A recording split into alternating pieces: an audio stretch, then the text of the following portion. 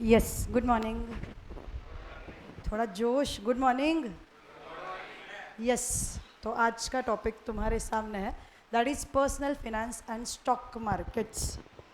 तुम्हें अगर मैं एक चीज़ बोलूँ तो जो जेनजीज है, बेसिकली यंग जनरेशन, उनको एक चीज़ चाहिए होती है, दैट इज़ इंस्टेंट।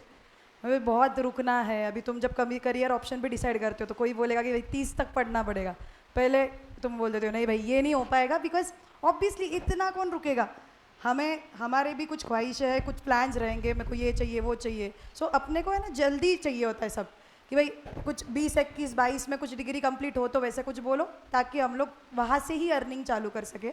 तो ये बीइंग कॉमर्स स्टूडेंट, अभी तुम में से काफ़ी लोगों का शायद फिक्स होगा कि कॉमर्स तो करना है, इतना तो तुम लोग फिक्स कर चुके होंगे। आगे क्या करना है obviously that is another part. But commerce में आने के बाद एक अंदर से क्यूरियोसिटी होता है पैसों के बारे में, because commerce is all about money.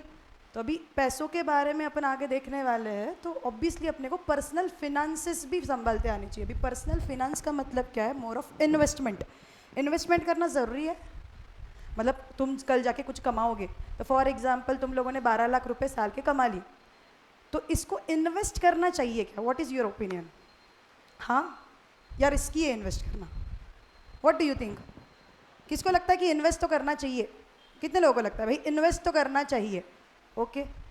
Invest करने का रीज़न क्या है? Why do we invest?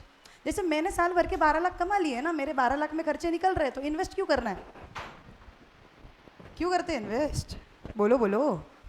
हाँ, अच्छा, रिटर्न्स मिलते हैं इन्वेस्टमेंट में, डन। बट रिस्क भी होता है। मतलब रिटर्न्स मिलेंगे, जैसे अगर मैं पैसा कहाँ पे इन्वेस्ट करती हूँ, XYZ सोर्स में, तो चलो इसने बोल दिया मेरे को रिटर्न्स मिलेंगे, मतलब मेरे को थोड़ा पैसा बढ़कर मिलेगा। But it is also possible कि पैसा किधर घट भी सकता है। इसीलिए पैसे इन्वेस्ट करते वक्त थोड़ा सोचना चाहिए कि भाई कहाँ पे इन्वेस्ट करें। जैसे अभी IPL चल रहा है, ड्रीम 11 चल रहा है, तो लोग उसमें भी पैसा लगाते हैं। क्या करते हैं? More of it is gambling. कि तुम लोग क्रिकेट टीम बनाते हो, कौन तुम्हारा क्रिकेट प्लेयर कितना स्कोर करेगा उसके हिसाब से पैसे लगाए जाते हैं। कभी पैसे डूब भी सकते हैं। बहुत बार घर में लोग, मतलब मम्मी पापा को बोलते हुए सुनते हैं या बड़े लोगों को बोलते हुए सुनते हैं कि भाई शेयर मार्केट तो सट्टा बाजार है, पैसे लगा लॉस ही होता है उसमें। तो ये जब सब चीज़ें अपन सुन के आए हैं, या तुम लोग अब तक स्कूल में थे तो सुनते थे और छोड़ देते थे, but now it is the time कि इसको समझे, क्योंकि आगे जाके तुम लोग यही फील्ड में जाने वाले हो, प्लस आगे जाके इन्वेस्टमेंट करोगे तुम लोग भी। तो पहली बात, इन्वेस्टमेंट करना चाहिए क्या और क्यों करना चाहिए? तो the first reason of investment is inflation.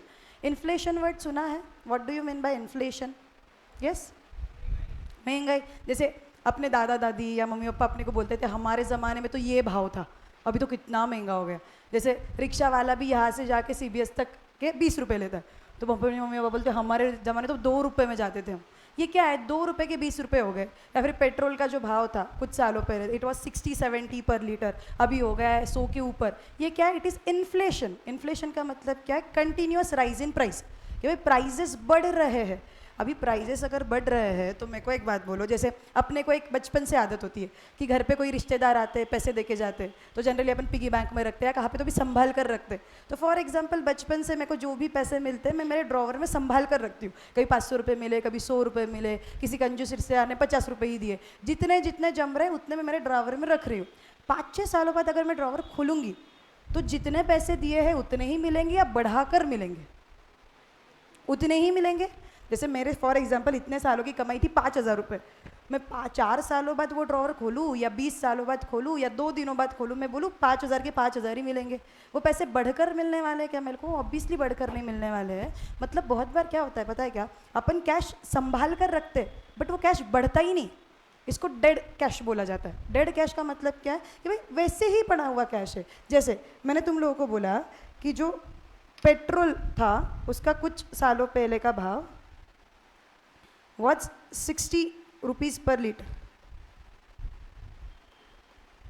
तो तुम लोग ये चीज़ समझो कि अगर मेरे पास 120 रुपीज़ थे 5 सालों पहले, तो तब मैं कितना लीटर ऑफ पेट्रोल खरीद सकती थी? 2 लीटर्स। तुम ऐसे समझो अपन 5 साल पीछे है। 5 साल में मेरे 5 साल पुराने मेरे पास 120 रुपये पड़े हुए थे, 120 रुपीज़ पड़े हुए थे, उसमें मैं 2 लीटर्स ऑफ पेट्रोल वो ज़माने में खरीद सकती थी। मैंने तब क्या किया? तब मैंने ये 120 रुपीज़ ड्रॉवर में रख दिए, उसको 5 साल में हाथ ही नहीं लगाया।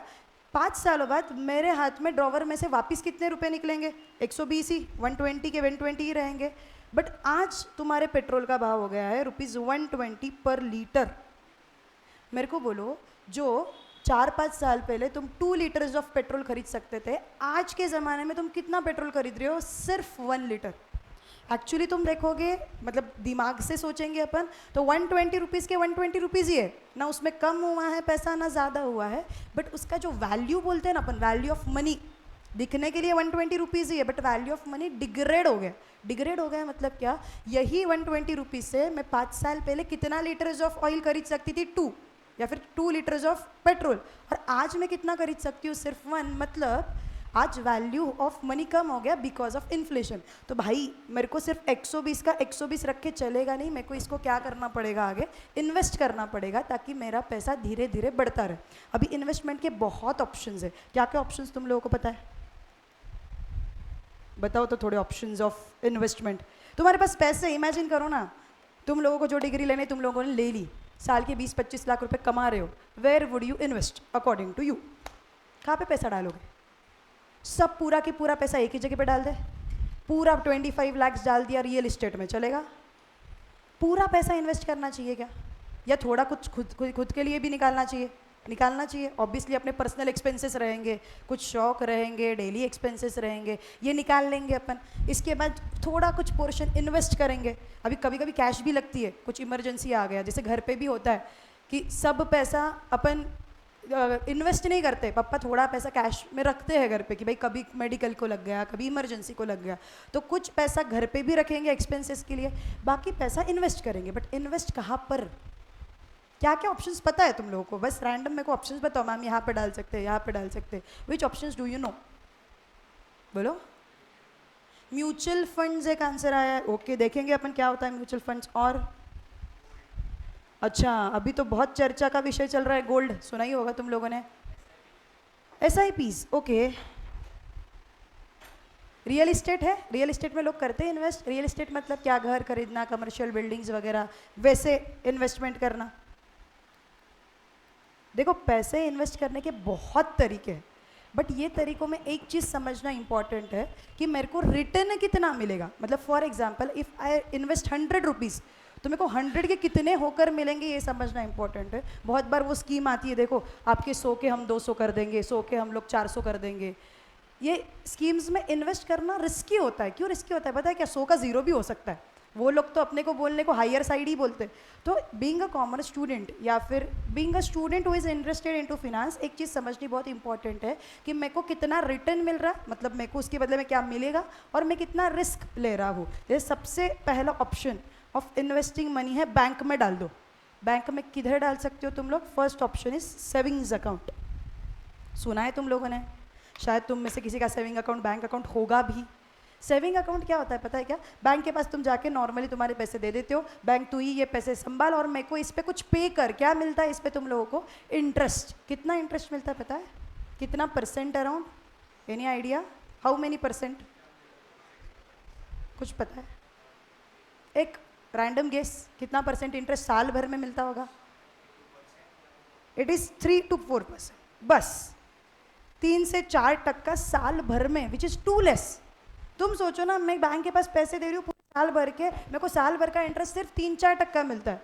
बट ये सेफ ऑप्शन है कंपैरेटिवली कि भाई मेरा पैसा डूबेगा नहीं, मेरा पैसा कम तो नहीं होगा, धीरे धीरे करके एटलीस्ट बढ़ेगा ही। इससे थोड़ा बेटर ऑप्शन बैंक तुम लोगों को देती है, जिसका नाम है FD। सुना ही होगा तुम लोगों ने, फिक्स्ड डिपॉजिट। क्या होता है ये फिक्स डिपॉजिट? तुम थोड़े ज़्यादा टाइम के लिए पैसा रखते हो बैंक के पास, बट इस पर थोड़ा बेटर इंटरेस्ट मिलता है। कितना इंटरेस्ट मिलता है? 7 to 8%। जैसे अपने दादा ज़माना या अपने पप्पा ज़माना या उनके भी पहले वाला ज़माना FD में बहुत मानते थे कि भाई हम लोगों ने ना बच्चों के नाम पे FD करके रख दिया। FD करना was the safest investment, tension ही नहीं। 5 साल के लिए पैसा डाल दिया, उसके बाद पैसे मिलेंगे, और लोग 7-8% में भी बहुत खुश थे। बट धीरे धीरे क्या हो गया, लोगों को समझने लग गया यार साल का 7-8% इज ऑल्सो लेस। तो लोगों ने कुछ ऑप्शंस एक्सप्लोर किए। जैसे अभी तुम लोग तो सुनते हो गोल्ड हो गया, सिल्वर हो गया, इंस्टाग्राम पे रील्स आ रहे हैं आजकल, अगर तुम इंस्टाग्राम पे रहोगे तो, कि वाइफ और हस्बैंड है फॉर एग्जांपल, तो वाइफ ने जो गोल्ड में इन्वेस्टमेंट करके रखा हुआ है ना, वो ज़्यादा रिटर्न्स दे रहा है एज़ कम्पेयर टू तुम्हारा स्टॉक मार्केट। अभी ये क्या चल रहा है, अभी पीछे के 1 साल में जो गोल्ड के भाव बढ़े हुए हैं, जो सिल्वर के भाव बढ़े हुए हैं, तो जिस बंदे ने गोल्ड सिल्वर रह के रखा होगा उसके पास, जैसे वो बिस्किट्स आते हैं, तुम लोगों ने देखा होगा, तो गोल्ड के बिस्किट्स या कॉइन्स आते हैं या ज्वेलरी खरीदते हैं लोग, ये खरीदा होगा तो उसके बैठे बैठे भाव बढ़ रहे हैं। जैसे गोल्ड का भाव पता है तुम्हें आज का क्या है? Any chance, any guess? हाँ 85 से कब से बढ़ गया? आज का भाव इज 99,620। मतलब तुम 10 दिन पहले भी जाओगे ना, 10-15 दिन पहले 88 के आसपास था गोल्ड। उसके बाद अभी भी मार्केट में ये बोला जा रहा है कि यार गोल्ड गिरेगा गिरेगा गिरेगा, फिर बढ़ रहा है, कम हो रहा है, ये क्या है? तुम सोचो, मतलब इसके 1 साल पहले गोल्ड किधर तो भी था 56,000 पे बच्चों, जो बच्चे ने तब 56,000 का एक तोड़ा, ठीक है ना, मतलब 10 ग्राम्स ऑफ गोल्ड खरीद के रखा होगा, उसके आज कितने पैसे हो गए? 99,620। ये क्या इन्वेस्टमेंट ही है?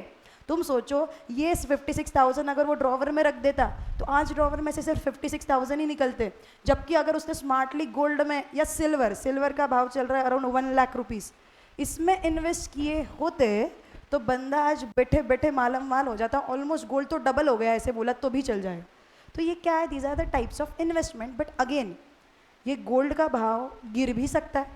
जैसे अभी तुम लोग अगर थोड़ा इंस्टाग्राम पे तुम्हें कभी ये रील वगैरह आ गए तो काफ़ी रील्स में लोग अभी ये बोल रहे हैं कि गोल्ड बेच दो बेच दो बेच दो, बहुत हाई निकल गया, अभी कभी भी गिर सकता है। मतलब ये क्या रिस्क है कि भाई मैंने लेके तो रख दिया है गोल्ड, बट कल पता नहीं मेरे को शायद कम भी हो जाएगा। तो इन्वेस्टमेंट में यही फैक्टर होता है, रिस्क को प्रॉपरली मैनेज करना। अभी रिस्क को प्रॉपरली कैसे मैनेज किया जाता है वो थोड़ा सा बड़े होने के बाद सीखेंगे। अभी तो आज का टारगेट ये है, पहले इन्वेस्ट करना क्यों ज़रूरी है ये समझे, कहाँ कहाँ पे इन्वेस्ट कर सकते हैं ये समझे, और तीसरा स्टॉक मार्केट्स क्या होते हैं ये समझे। स्टॉक मार्केट क्यों बता रहे हैं? ऑब्वियसली वी डोंट एक्सपेक्ट कल से तुम लोग ट्रेडिंग करने लग जाओ, ये करना भी नहीं है अपने को, बट अपने को ये पता होना चाहिए। बिकॉज अभी बहुत लोग यहाँ पे बैठे होंगे जो बोल रहे हैं हमें CFA करना है, हमें FRM करना है, मतलब फिनांस में हमें कुछ ना कुछ करना है, या हमें MBA करना है बट फिनांस में MBA करना है, किसी को CA करना है, ये सब में जाके तुम्हें आगे फिनांस लगेगा। और फिनांस मतलब क्या? पैसा। और मैं तुम्हें एकदम सिंपल बात बोलती हूँ, कल जाके हर एक बंदा पैसा कमाने ही वाला है, कोई कम कमाएगा कोई ज़्यादा कमाएगा। स्किल उसमें है ना जो पैसे से पैसा कमाता है।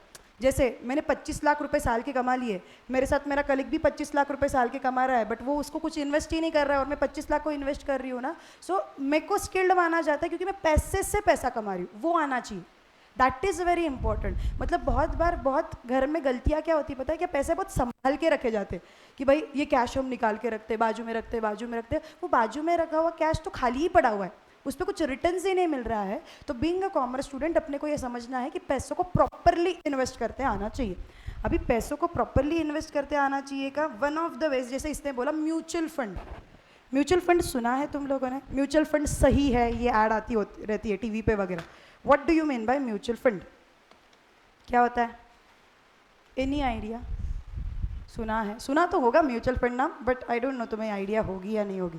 म्यूचुअल फंड क्या होता है? जैसे फॉर एग्जांपल मेरे को शेयर मार्केट में इन्वेस्ट करना है, या फॉर टाइम बिंग तुम सोचो तुम्हें खुद को शेयर मार्केट में इन्वेस्ट करना है, तुम लोगों को नॉलेज है उसके बारे में? क्या करोगे तुम लोग? मैक्सिमम यूट्यूब पर जाओगे, यूट्यूब पर डालोगे कि बेस्ट स्टॉक्स, उधर कुछ तो लिस्ट आएगी। बहुत बार लोग ऐसे ही करते, मतलब अपन जो घर वालों से सुनते हैं ना, यार इंडियन मार्केट तो सट्टाबाजारी है, इसमें तो लॉस ही होता है। काफ़ी घर में यही एक सोच है कि यार स्टॉक मार्केट में इन्वेस्टमेंट मत करो, उसमें तो लॉस ही होता है, थोड़े पैसे मिलेंगे बट बाद में पैसे जाएंगे। ये क्यों होता है पता है क्या? लोग ऐसे यूट्यूब पर देखते हैं, फ्रेंड से टिप लेते हैं, यार कौन सा शेयर खरीदो, फ्रेंड को प्रॉफिट हो गया तो तुरंत वो शेयर में डाल देंगे पैसा, मतलब बिना सोचे समझे पैसा इन्वेस्ट करें, तो ऑब्वियसली पैसा डूबना ही है। फिर अगर आप रिसर्च ही नहीं कर रहे हो और आप डायरेक्टली पैसा डाल रहे हो तो पैसा तो डूबना ही है। बट अगर अपन सोच के करते हैं तो ऑब्वियसली दिक्कत नहीं आएगी। बट तुम समझो नॉर्मल लाइफ में लोगों को इतना टाइम भी नहीं होता है खुद स्टडी करे स्टॉक मार्केट का। हर एक बंदे को खुद का बिजनेस है, खुद का जॉब है। दूसरा, टाइम भी रहा तो उसका नॉलेज ही नहीं है कि भाई मैं किधर स्टॉक मार्केट जाके सीखूं फिर इन्वेस्ट करूं। इसलिए लोग क्या सोचते हैं, काम करते हैं, मेरे को खुद का धंधा है, मेरे को खुद का बिजनेस है, मेरे को खुद का जॉब है, मैं क्या करता हूँ, मेरे को जितना पैसा स्टॉक मार्केट में डालना है ना, मैं ये पैसा किसी एक्सपर्ट को दे देता हूँ। जैसे फॉर एग्जाम्पल मेरे को पता है कि नील सर एक्सपर्ट है, तो नील सर को म्यूचुअल फंड मानो 2 मिनट के लिए, तो मैं नील सर को क्या बोलती हूँ, देखो नील सर मेरे पास 25 लाख पड़े हुए हैं, मेरे को खुद को तो नॉलेज नहीं है स्टॉक मार्केट का, मैं देती हूँ आपको ये पैसे, आप मेरे बिहाफ पे इन्वेस्ट करो। ये नील सर करेंगे क्यों? उनको इसके बदले में पैसे मिलते हैं, पैसे मतलब ब्रोकरेज बोलो या फीस बोलो, ये मेरे को उनको देना पड़ता है। तो एकदम सॉर्टेड ऑप्शन है। मैं तुम्हें बोलूँ तो मेरे को स्टॉक मार्केट के बारे में पता नहीं, तो मेरे को सीखने की ज़रूरत नहीं, मेरे को पर वैसे उसमें इन्वेस्ट भी करना है, तो मैं डायरेक्टली मार्केट में पैसे जाके इन्वेस्ट करने से बेटर जो एक्सपर्ट है, जिसको ये ऑलरेडी पता है, जिसको समझता है कहाँ पे इन्वेस्ट करना है कहाँ पे नहीं करना है, उसको ये पैसे दे देती हूँ, जिसको SIP फॉर्म बोला जाता है। मतलब तुम मंथली कुछ पैसे उसमें डालते हो। तो म्यूचुअल फंड के लोग बोलते हैं मेरे SIPs चल रहे, SIPs चल रहे मतलब क्या, मंथली लोग म्यूचुअल फंड में वो पैसे डालते हैं, और लोग खुद, मतलब मैं खुद इन्वेस्ट नहीं कर रही हूँ, मैंने नील सर को दे दिया ये पैसा, नील सर म्यूचुअल फंड है, नील सर मेरे बिहाफ पे इसको आगे स्टॉक मार्केट में ही इन्वेस्ट करेंगे। सो ये इनडायरेक्ट वे है, मेरे को अगर पता नहीं है तो मैं इनडायरेक्टली नील सर के थ्रू स्टॉक मार्केट में इन्वेस्ट करती हूँ।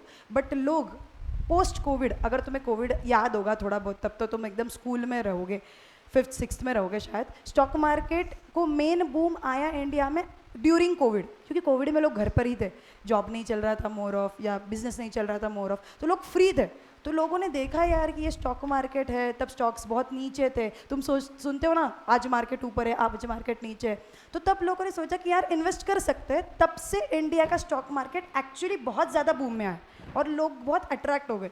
मतलब तुम लोगों में से भी काफ़ी लोगों को ये तो होगा यार स्टॉक मार्केट में पैसा इन्वेस्ट करना है, बट दिक्कत क्या है पता है क्या स्टॉक मार्केट में पैसा इन्वेस्ट करने की, उसका नॉलेज कंप्लीट होना चाहिए, वो चलता कैसे।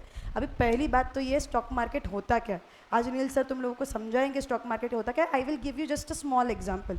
जैसे फॉर एग्जांपल मेरे को कोई बिजनेस स्टार्टअप चालू करना, ठीक है, मेरे को स्टार्टअप के लिए चाहिए 10,000 रुपये, तो मैंने खुद के 10,000 रुपये डाल दिए, बट 10,000 डालने के बाद मेरे को थोड़े दिनों बाद लगा नहीं यार और 10,000 चाहिए, 10,000 रुपये कहाँ से लाए, और व्हाट आर द वेज, क्या लगता है तुम लोगों को, मैंने खुद के पास जितने थे पूरे जेब खाली करके डाल दिए, घर वालों से बीर वालों से लेके सबके पैसे डाल दिए, 10,000 फ्रॉम आवर साइड, और पैसा चाहिए कहाँ से लाए, बताओ पैसा कहाँ से लाओगे। अच्छा IPO, ओके डायरेक्ट IPO पे आ गए ये। हाँ, फंड्स उठाने हैं कहाँ पे सभी, पहले जाएंगे बैंक के पास, बैंक हकाल देगी मेरे को, बैंक बोलेगी तेरा बैंक स्टेटमेंट नहीं, तेरा रिटर्न ऑफ इनकम नहीं, तेरे को कौन से बलबूते पे पैसे दे, बैंक तो पैसे देने के लिए रेडी नहीं है। तो मैं मेरे दोस्त के पास गई, उसको बोला सुन भाई, वो बॉयज़ में होता है ना भाईचारा, बोला भाई सुन कि कोई फॉर एग्जाम्पल मेरे को बिजनेस चालू करना, मैंने 10,000 रुपीज़ डाले, तू भी 10,000 दे दे। फ्रेंड ने एकदम भाईचारे में पैसे दे भी दिए, फुकट में दिए पैसे, या कुछ एक्सपेक्ट करेगा। मैं बोलूँ मैंने 10,000 डाले, उसने 10,000 डाले, मैंने उसको क्या बोला, सुन भाई 50-50 पार्टनरशिप, मैंने भी 10,000 डाले, तूने भी 10,000 डाले, कल जाके प्रॉफिट हुआ, फॉर एग्जाम्पल कल जाके 5,000 का प्रॉफिट हो गया, ये 5,000 का प्रॉफिट पूरा मेरे जेब में आएगा, मेरे को इसमें से 2,500 किसको देने पड़ेंगे पता है क्या, वो फ्रेंड को देने पड़ेंगे। मतलब क्या हुआ ये समझो, it is more of like giving shares. Same हो रहा है कि मैंने कुछ पैसा डाला और मैंने कुछ बाकियों से पैसा मंगाया। अभी ये एग्जांपल में मैंने एक ही फ्रेंड लिया, तो मैंने उससे 10,000 रुपीज़ मंगाया और उसको क्या बोला, सुन तेरे फुकट में पैसे नहीं ले रही हूँ, कल जाके मेरे बिजनेस को प्रॉफिट होगा ना तो तेरे को मैं इसमें से शेयर दूंगी, कल जाके लॉस हुआ तो, कल जाके बिजनेस में लॉस हो गया तो वो लॉस सिर्फ मेरा या हम दोनों का लॉस रहेगा, इतना ध्यान में रखना। मतलब जब तुम लोग सामने वाले को इन्वॉल्व करते हो तुम्हारे प्रॉफिट में एंड लॉसेस में, भाई प्रॉफिट हुआ तो भी बांटेंगे और लॉस हुआ तो भी बांटेंगे, it is more of like उसको शेयर दे देना। वो शेयर्स वर्ड आया है शेयर से, शेयरिंग होता है इसमें, प्रॉफिट का भी शेयरिंग होता है एंड लॉसेस का भी शेयरिंग होता है, बट ये इंडिया में बड़े स्केल पर होता है। मैंने एक ही फ्रेंड का एग्जाम्पल दिया, जब कंपनी को, जैसे रिलायंस जैसे कंपनी, उसको पैसे लगते हैं, जब वो पब्लिक के पास जाती है और उनसे पैसे लेती है कि भाई तुम मेरे को पैसे दो, तुम लोग क्यों पैसे दोगे रिलायंस को, रिलायंस उस फुकट में यूज़ कर रही है, उसके बदले में तुम्हें कुछ देगी, क्या देने वाली है तुम लोगों को, अगर प्रॉफिट्स होते उसको तो प्रॉफिट्स और ऑब्वियसली लॉस होते तो लॉसेस। तो इसीलिए ऐसी ही कंपनी में अपन ने इन्वेस्ट करना चाहिए जिसमें अपने को पता कि भाई प्रॉफिट्स ही होंगे। अभी ये पता कैसे चलेगा, तो लोग अलग अलग स्टडीज़ करते हैं, तो स्टडीज़ पे से धीरे धीरे ये चीज़ें तुम्हें ध्यान में आती रहती है। स्टॉक मार्केट के तुम लोगों ने वो सीरीज़ देखी है क्या, एक सीरीज़ है स्कैम 1992, देखी हुई है, सुनी हुई है, बहुत अच्छी सीरीज़ है। अभी तुम लोग फ्री हो ना, तो अभी ये अपना ब्रिज बैच हो जाएगा, इसके बाद काफ़ी टाइम है क्लास चालू होने को, वी विल स्टार्ट इन जून, तो तुम्हारे पास मई है, 10-12 दिन अप्रैल के है, तो ऐसे थोड़ी अच्छी वाली सीरीज़ भी देखो जिसमें आपको नॉलेज मिलेगा। एक स्कैम 1992 करके सीरीज़ है हर्षद मेहता की, उसने पूरा कैसे शेयर मार्केट का स्कैम किया था वो बताया हुआ है, उसमें तुम्हें काफ़ी चीज़ें शेयर मार्केट के बारे में समझेगी। तो शेयर मार्केट में है ना, मतलब शेयर मार्केट बहुत पुराना है, पर शेयर मार्केट पे काफ़ी बड़े बड़े लोग होके गए। कुछ पता है क्या तुम्हें, गोट इन्वेस्टर्स कौन कौन है तुम्हारे शेयर मार्केट के, इसमें से कोई पहचाना लग रहा है, हाँ, कुछ आया एक नाम, Rakesh Jhunjhunwala. Okay, Warren Buffett. एक चीज़ ध्यान में लो, गूगल गूगल पता है तुम्हें, गूगल कंपनी, गूगल के जो सीईओ है वो महीने के कमाते हैं, तुम ऐसे पकड़ो on an average 3-4 crore dollars, dollars में, डॉलर्स में बोल रही हूँ, 3-4 करोड़ ऑफ डॉलर्स कमाते। तो तुम लोग पकड़ लो साल भर में कमाते हो 50 करोड़ डॉलर्स। ठीक है, 50 करोड़ डॉलर्स एक सीईओ बंदा उधर कंपनी में काम कर कर कमा रहा है। बट तुम्हें वॉरेन बफे का मतलब उन्होंने एक इंटरव्यू में खुद ने बोला था कि जितना गूगल का सीईओ कमाता है ना, वहाँ पे काम कर कर, वो बेचारा तो काम कर रहा है वहाँ पे, दिमाग लगा रहा है, सबसे काम करवा रहा है। वॉरेन बफे ने गूगल के शेयर्स खरीद कर उससे 100 टाइम से ज़्यादा कमा लिया था एक साल में। मतलब तुम सोचो, जो साल भर की सैलरी है गूगल के सीईओ की, जो वहाँ पे काम कर कर कमा रहा है, वॉरेन बफे ने वहाँ पे मतलब काम करने का छोड़ो, बस शेयर्स खरीद कर और उसमें प्रॉपरली इन्वेस्ट कर कर उससे 100 टाइम्स पैसे कमा लिए। तो this is skill of investing. आप कैसे इन्वेस्ट करते हो और आप कैसे बाय करते हो, कैसे सेल करते हो, ये बहुत बड़े बड़े एग्जाम्पल्स है। ऑब्वियसली अपन, तुम्हें ये बताने का रीज़न क्या है, तुम्हें ये सब चीज़ें पता होनी चाहिए कि भाई इतने पैमाने पे लोग इन्वेस्ट करते भी है और इतने रिटर्न्स लेके भी आते हैं। जैसे राकेश झुनझुनवाला, इंडियन बंदे के बारे में अगर मैं तुम्हारे साथ बात करूँ तो इन्होंने कितने रुपए से स्टार्ट किया था, बताया, इन 90s में। ही स्टार्टेड विज ₹60, 60 रुपये से चालू किया इन्होंने। एंड 60 रुपये से, मतलब अगर तुम लोगों को डॉलर में बोलूँ मैं तुम लोगों को, ए वेरी फ्यू डॉलर से चालू किया। एंड बाद में आफ्टर 40-50 ईयर्स अगर मैं बोलूँ कि उनका पोर्टफोलियो कितना था, तो his portfolio was 580 crore dollars में। मतलब 60 रुपये किधर और डॉलर के 580 करोड़ किधर। ये क्या है, this is beauty of investing. But obviously these are big shot players, मतलब जिन्होंने, इनकी बुक्स भी है, मतलब अभी तुम लोग फ्री रहोगे, तुम धीरे धीरे ये रीडिंग भी चालू कर सकते हो, एटलीस्ट तुम लोगों को नए नए टर्म्स पता चलेंगे। तो ये चीज़ें क्या है कि ये चीज़ें पता होनी चाहिए एटलीस्ट टू मोटिवेट यू कि भाई मेरे को थोड़ा थोड़ा इन्वेस्टमेंट चालू करना है। मतलब हम लोग भी जब आर्टिकलशिप में थे ना, ये मकरन सर ने, नील सर ने स्टार्टिंग के लेक्चर्स लिए तब बताइए होगा।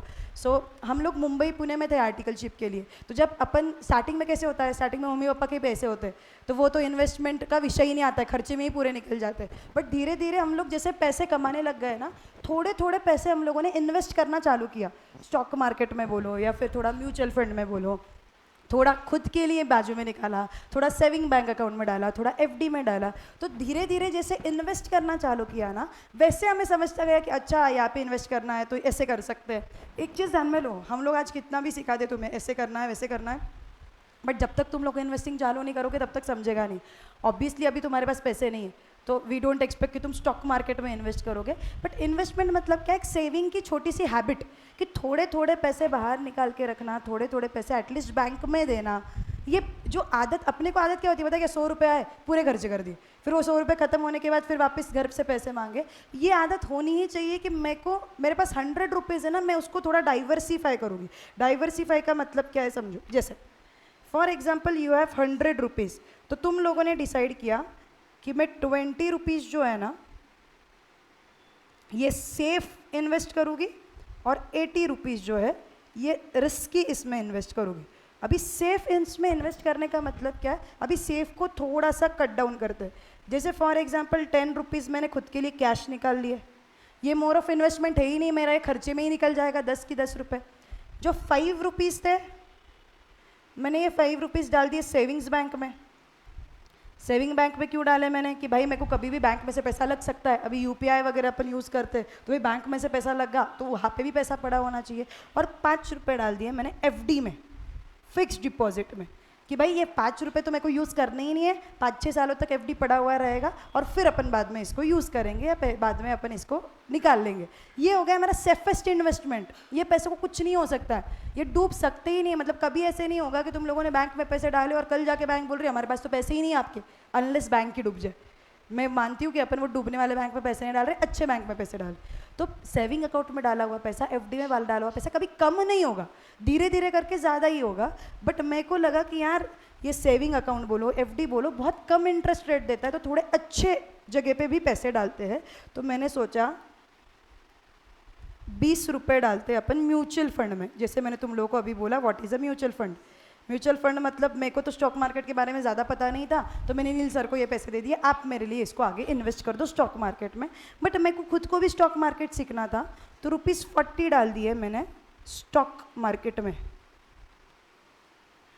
स्टॉक मार्केट में पैसे डाले मतलब क्या है, मैं खुद शेयर्स खरीद रही हूँ, तो ये 40 के कल 80 भी हो सकते हैं, 40 के ज़ीरो भी हो सकते हैं। क्या हो सकते हैं? स्टॉक मार्केट में ज़ीरो होते हैं, it is possible, it is risky. But मैंने सोचा कि नहीं बाबा, थोड़ी बहुत रिस्क तो मैं यहाँ पे ले सकती हूँ, कोई प्रॉब्लम नहीं है। बाकी पैसे कितने बचे अपने पास? 60 हो गए, बाकी बच गए तुम्हारे 20 रुपये। फॉर एग्जाम्पल ये 20 रुपये डाल दिए मैंने गोल्ड में या रियल इस्टेट में या फिर सिल्वर में, कहाँ पे भी जिसपे जहाँ पे मैंने डालने थे। मतलब ये चीज़ तुम समझो, जब भी तुम इन्वेस्ट करते हो उसको डाइवर्सिफाई करो, डाइवर्सिफाई करो। जैसे जैसे अपन जब घूमने जाते हैं तो बहुत बार कैश लेके जाते हैं साथ में, कि पूरी फैमिली जा रही है तो 20-30 हज़ार कैश है कि किधर लगेंगे, शॉपिंग को लगेंगे। तो जब ट्रैवल करते हैं ना, मम्मी पापा बोलते देखो सब एक जगह पे मत रखो कैश, बैग में एक जगह पे मत रखो, किधर एक थोड़ी निकाल कर रखो, या एक जेब में इधर रखा हुआ है, थोड़ी पप्पा के पास दी हुई है, किसी के एक बैग में रखे हुए, थोड़े कपड़ों के अंदर रखे हुए, ये क्या करके रखा हुआ है? This is diversification. या तुम लोगों ने तारक मेहता का उल्टा चश्मा देखा होगा, तो उसमें एक एपिसोड में ना भीड़े को पैसे लगते हैं, तो वो भीड़े और माधवी फुल किचन में पैसे ढूंढते, एक किधर आटे के डब्बे में से पैसे निकाल रहे हैं, एक किधर से पैसे निकाल रहे हैं, एक किधर बाहर ड्रॉवर में से पैसे निकाल रहे हैं। मतलब ये क्या है कि चोर अगर आया तो एक जगह के पैसे जाएंगे ना, जा जाके बाकी पैसे तो एटलीस्ट सेफ रहेंगे। सेम होता है अपने फिनेंसेस के साथ। मेरे पास 100 रुपये डूबे भी पैसे, तो भाई फॉर एग्जांपल मेरे स्टॉक मार्केट के पैसे डूब गए तो ये 40 डूबेंगे ना, बाकी तो पैसे मेरे पास रहेंगे। ये बहुत ज़्यादा इंपॉर्टेंट। कभी भी तुम कितने भी बड़े बन जाओ, तुम्हारे पास कितने भी पैसे आ जाए, तुम्हें कितना भी भारी लगे कि भाई ये मोड़ बहुत भारी, मैं गोल्ड में इन्वेस्ट करूंगा, मैं रियल एस्टेट में इन्वेस्ट करूंगा, कभी भी एक वे में इन्वेस्ट नहीं करना है, उसको हमेशा डिवाइड करना है। कुछ आप रियल एस्टेट में करो, कुछ गोल्ड में करो, कुछ स्टॉक मार्केट में करो। इसको बोलते हैं डाइवर्सिफिकेशन, इससे रिस्क कम होता है। स्टॉक मार्केट कब चालू हुआ था पता है क्या तुम्हें? It is almost 400 years back. उसका एक छोटा सा स्टोरी बोलती हूँ। मतलब स्टॉक मार्केट का एकदम बेसिक, एकदम पुराना वे ऑफ स्टॉक मार्केट क्या था, डच कंट्रीज जो थे उसमें ऐसे था ना कि उनके यहाँ पे बड़े बड़े शिप्स हुआ करते थे, और वो शिप्स का काम इतना ही था पहले कि वो शिप्स को भेजते थे अलग अलग जगह पे, और वहाँ पे जाके एक्सप्लोर, तब तक पूरा वर्ल्ड एक्सप्लोर नहीं हुआ था, तो वहाँ पे जाके एक्सप्लोर करो कि लैंड मिल रही है क्या, कहाँ पे लोग रह रहे हैं क्या। इसका रीज़न ये था कि अगर तुम्हें नियर बाय कहाँ पे लैंड मिल गई या लोग मिल गए तो वो कंट्रीज़ के साथ अपन ट्रेड कर पाएंगे। ये पहले का मतलब 400 ईयर्स बैक पता ही नहीं था कौन से कंट्रीज़ है, कहाँ पे लोग रह रहे हैं। तो इन लोगों ने क्या किया पता है क्या, बहुत शिप्स बनाए अलग अलग, एंड ये शिप्स को भेजा गया कि आप जाओ अलग अलग, मतलब सी रूट से ट्रैवल करो, जहाँ पे भी आपको लैंड एरिया दिखेगा या जहाँ पे भी लोग दिखेंगे वहाँ पे जाओ। और वहाँ पे बहुत बार क्या होता था, लैंड एरिया के यहाँ पे खजाने मिल जाते थे, तो वहाँ से ये लोग खजाने भी लेके आते थे। तो इन लोगों ने क्या करना चालू किया, ऐसे शिप्स, बस बिजनेस ही ये था, बिजनेस फॉर्म था ये कंप्लीट, कि शिप्स को भेजो, आजू बाजू के एरिया में कुछ खजाना मिल रहा है या फिर लैंड मिल रही है, उसको एक्सप्लोर करो और फिर रिटर्न आओ। तो हुआ क्या, ओवर द पीरियड इनको ध्यान में आया इस पर खर्चा बहुत होता है, क्योंकि शिप को भेजना, उसके साथ लोगों को भेजना, उसमें शिप को जाने के लिए इतना ऑयल बिल सब खर्चा लगता है, फिर शिप बीच में मतलब शिप के रिपेयर मेंटेनेंस निकलता है, उस पर इतना खर्चा हो रहा था। तो इनको ध्यान में आया कि यार एक बंदा या 10 लोग मिलके ये बिज़नेस नहीं चला सकते। तो इन्होंने क्या सोचा कि अपन एक काम करते, वो जो गाँव वाले थे वो गाँव वालों को बोला सुनो, अपनी ऐसे गाँव से शिप निकल रही है जो जा रही है और एरियाज ढूंढ रही है, वहाँ पे जाके अगर कुछ खजाना मिला तो वो खजाना अपन रिटर्न लेके आते हैं। बट अभी प्रॉब्लम ये है कि हमारे पास इतने पैसे नहीं है कि हम लोग रोज़ ये शिप को भेजें या 4-4 महीनों में शिप को भेजें, तो हमें पैसों की ज़रूरत है। तो गाँव वालों को बोला कि आप हमें पैसे दो और ये पैसे से हम लोग शिप को वहाँ पे भेजेंगे, और वहाँ से अगर खजाना मिला तो खजाना आने के बाद आपके साथ भी बांटेंगे।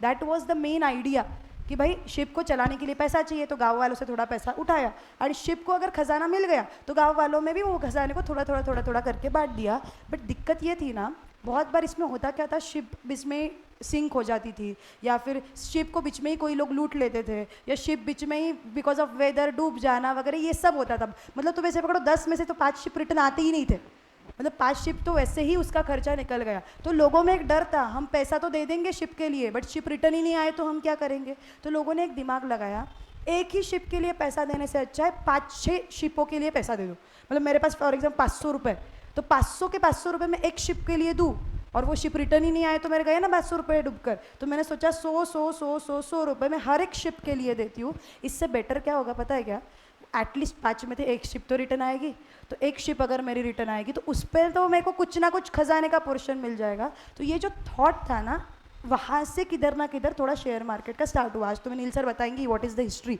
बट मेन वो गांव से चालू हुआ था जिसमें लोगों ने ये चालू किया था गांव वालों ने वो शिप कंपनी को पैसे दिए, और शिप कंपनी को अगर खजाना मिला तो गांव वालों को भी खजाने का पोर्शन मिलेगा, और शिप वालों को खजाना नहीं मिला तो गांव वालों के भी पैसे डूब गए।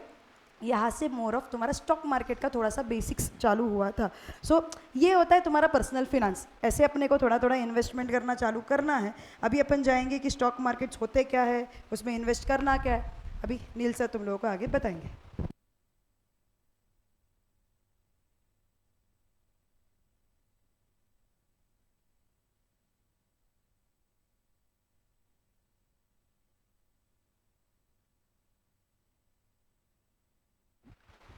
हेलो, कैसे हो सब लोग? बढ़िया। चलो एक एक्टिविटी लेते हैं समझने के लिए कि स्टॉक मार्केट्स क्या होता है। ठीक है, दो लोग हैं तुम्हारे सामने यहाँ पे, एक मैं और एक प्रज्ञा मैम। ठीक है, हम दोनों एक बिजनेस स्टार्ट करने वाले हैं। प्रज्ञा मैम एक बेसिक सा बिजनेस स्टार्ट कर रही है, मैम शर्ट्स बनाने वाली है, और मैं थोड़ा एक क्रेजी बिजनेस चालू कर रहा हूं। मैं बनाने वाला हूं वाटर बॉटल्स। ठीक है, इतना कुछ क्रेजी है नहीं, बट ठीक है, मैंने उसको क्रेजी नाम दे दिया। अब मैम ने शर्ट बनाए, मैम के ऊपर तुम लोगों को ज़्यादा भरोसा नहीं है, बट मेरे ऊपर भरोसा है। ठीक है, मैम ने बोला कि मेरे को ना 50 लाख रुपए दो, मैंने भी बोला मेरे को 50 लाख रुपए दो। बिजनेस चालू करना है तो पैसे तो लगने वाले, तो मैम को भी कितने चाहिए? 50 लाख। मेरे को भी कितने चाहिए? 50 लाख। चलो 10 लाख तो मैम ने खुद ने डाल दिए, और मैंने भी खुद ने डाल दिए 10 लाख। बाकी 40 लाख रुपए तुम लोग हम दोनों को देने वाले हो। लेकिन मेरे को बताओ, हम लोग तो स्ट्रेंजर्स हैं, 2 दिन पहले मिले। 2 दिन पहले मिले हुए इंसान को तुम लोग ऐसे ही 10-10 लाख रुपए दे दोगे क्या? Is it possible that you will spend so much amount to and give it to a new person? Possible तो नहीं। तो भरोसा कैसे किया जाए? How to trust someone who is asking money for you from you for their business? तो हमने सोचा कि एक कॉन्ट्रैक्ट बनाते हैं। कॉन्ट्रैक्ट मतलब तुम लोग हमको 10 लाख रुपए दो, हम लोग तुमको एक गारंटी देते हैं। गारंटी इस चीज की कि अगर मेरे को बिजनेस में प्रॉफिट हुआ तो तुमको प्रॉफिट का शेयर मिलेगा, लॉस हुआ तो लॉस का शेयर भी तुमको बेयर करना पड़ेगा। एक अग्रीमेंट बना दिया। ठीक है, तो मान लो ये स्टिकी नोट मेरा अग्रीमेंट है, चलेगा? तुम चारों ने मेरे को पैसे दिए, तुम चारों ने मैम को पैसे दिए, तो मैम तुमको ये अग्रीमेंट दे रही है। ठीक है, 4 लोग हैं यहां पे। हाँ, इधर भी 4, इधर भी 4। ABCD WXYZ।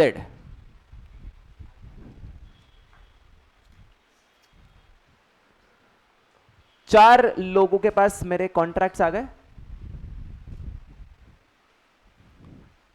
अच्छा, तुम चारों ने कितने पैसे दिए? 10-10 लाख। तुम चारों ने कितने दिए? 10-10 लाख। ठीक है, यहां पे लिखता हूं 10 लाख 10 लाख 10 लाख 10 लाख, और तुमने मैम को दिए 10 लाख 10 लाख 10 लाख और 10 लाख। तुम्हारे पास कॉन्ट्रैक्ट है, कॉन्ट्रैक्ट में लिखा हुआ है प्रॉफिट हुआ तो तुमको शेयर मिलेगा, लॉस हुआ तो तुमको शेयर बेयर करना पड़ेगा। हर एक पिंक पेपर का वैल्यू कितना है? 10 लाख। अभी मैंने काफी मेहनत किया, और 1 साल में जो मेरे पास 50 लाख रुपए थे ना, उससे मैंने इतना बिजनेस किया कि after 1 year I have 2 crore rupees. कितना पैसा है? 2 करोड़ रुपए। मैम ने भी अपना बिजनेस किया, और मैम के पास 1 साल के बाद थे 1 करोड़ रुपए। दोनों का बिजनेस अच्छा चला, बट 1 साल के बाद मेरे पास 1 करोड़ थे और मैम के पास थे 2 करोड़। अब मेरे को बताओ, हर एक पिंक पेपर का वैल्यू कितना हो जाएगा मेरे बिजनेस में और मैम के बिजनेस में? पहले मेरी बात करते। मेरे बिजनेस में मैं खुद था एक, मेरे पास एक पिंक पेपर है, और बाकी 4 लोगों के पास WXYZ। बताओ, what is the value of each paper that you have? सबका पैसा इक्वल लगा था, तो 2 करोड़ में भी तो सबके पास इक्वल वैल्यू होना चाहिए ना। 2 करोड़ को अगर मैं 5 से डिवाइड करूं कितना आएगा? 40 lakhs। 40 40 40 40 40 सही। और मैम का जो बिजनेस है, मैम के कॉन्ट्रैक्ट में सबके पास कितना पैसा होगा? 10 लाख डाला था, वो कितना हो गया? 20 हो गया। चलेगा? तुम लोगों ने 10 डाला था, वो 20 हो गया। तुमने 10 डाला था, वो 40 हो गया। अब तुम में से जो इधर थे लोग, W को पैसों की जरूरत पड़ गई, तो उसने अपना हाथ ऊपर किया। मान ले तो W है, हाथ ऊपर कर ले, वो पिंक पेपर वाला। मेरे पास एक पिंक पेपर है नील सर के बिजनेस का, जिसको चाहिए वो लोग ले लो और मुझसे 40 लाख रुपीस ले लेना। तो तेरे पीछे वाले बंदे ने तुझसे पिंक पेपर ले लिया, उसको पेपर दे दे। इसका नाम है मान लो टी। टी ने पिंक पेपर कितने में परचेज किया पता है क्या? 40 लाख में। तो ये जो बंदा है अपना W, इसको कितना प्रॉफिट हुआ रहेगा? 10 लाख का पेपर लिया था और बेचा कितने में? 40 लाख। प्रॉफिट कितना हो गया? 30 लाख का प्रॉफिट हो गया उसको।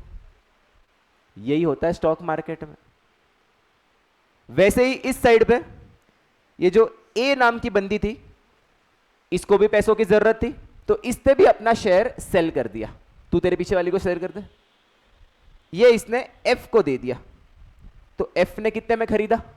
20 लाख में। तूने 10 में खरीदा, 20 में बेचा, तो वो प्रॉफिट कितना हुआ? 10 लाख का प्रॉफिट हो गया। ये हो गया 1 साल की बात, ठीक है। अब देखते हैं दूसरे साल में क्या हुआ। सेकेंड ईयर के बाद मैं एकदम आलसू हो गया, मैं बिजनेस पे ध्यान देना बंद कर दिया। जो मेरे पास 2 करोड़ थे चले गए, और एंड में मेरे पास बचे सिर्फ 1 करोड़। बिजनेस करना ही छोड़ दिया मैंने, काम करना ही छोड़ दिया, बॉटल्स बनाना छोड़ दिया। जो बॉटल्स बन रही थी उसमें से पानी लीक हो रहा था, टूट जा रही थी। लोगों को मेरा प्रोडक्ट पसंद नहीं आ रहा था, इसके लिए मेरे पास जो पैसा था वो जाने लग गया, और मेरे पास कितना बचा है? 1 करोड़। अब सबके पास के जो स्लिप्स है उसका वैल्यू कितना हो जाएगा? अच्छा अभी W नहीं है, T आ गया मेरे पास। T X Y Z कितना वैल्यू हो जाएगा सबका? 20 20 20 20। अच्छा ये जो T था, इसके साथ क्या हो गया पता है? खरीदा कितने में था? 40 में। लेकिन आज के दिन में उसका वैल्यू कितना हो गया? 20 लाख। अगर आज वो उसका स्लिप आगे जाके बेचने जाता है तो उसके स्लिप का वैल्यू कितना है? 20 लाख ही है। उसका तो नुकसान हो जाएगा, करेक्ट। और वही दूसरे साइड पे मैम ने इतना अच्छे से मेहनत किया कि 2 साल के बाद उनका बिजनेस सीधा 4 करोड़ का हो गया। बहुत मेहनत किया, तो 1 करोड़ से बिजनेस जाके कितना हो गया? 4 करोड़। अभी इसमें भी 5 लोग थे। एक है प्रज्ञा मैम, A B नहीं, B ने तो बेच दिया था, A C D और F। अभी सबका वैल्यू कितना हो गया? 4 करोड़ है, 5 लोग हैं, तो सबने कितना पैसा डाला होगा? 80 लाख हो जाएगा। 80 80 80 80 और 80। अब जरा इसकी बात करते। इसका नाम क्या था? A। अच्छा अपने पास B था, A नहीं था, ठीक है। A ने लास्ट ईयर सेल कर दिया था, कितने में सेल किया था? 20 लाख में। अगर वो 1 साल रुकती तो उसका शेयर वो कितने में सेल कर पाती पता है क्या? 80 लाख में। और उसके अगेंस्ट जो पीछे वाली ने खरीदा, 20 लाख में खरीदा, बट अभी उसका वैल्यू कितना हो गया? 80 लाख। अगर आज वो बेचने जाती है तो उसको प्रॉफिट कितना होता? 60 लाख। तो यहाँ पे अपन ने 2 लोग देखे। एक ही है अपनी A, जिसने लास्ट ईयर 20 में बेचा था, बट वो एक्चुअली अगले साल 1 साल रुकती तो 80 में बेच सकती। और दूसरा ये T ने 40 में खरीदा, बट उसका वैल्यू कितना हो गया आज? 20 हो गया। ये अपन ने 2 कंपनीज देखे और उसके आगे 10 इन्वेस्टर्स देखे, ठीक है। ऐसे इंडिया में हजारों कंपनीज है और करोड़ों इन्वेस्टर्स है। 1000 कंपनीज, करोड़ों इन्वेस्टर्स। तुमको क्या लगता है ऐसा पेपर पे चिट्ठियां बना बना के अग्रीमेंट बन सकते हैं क्या?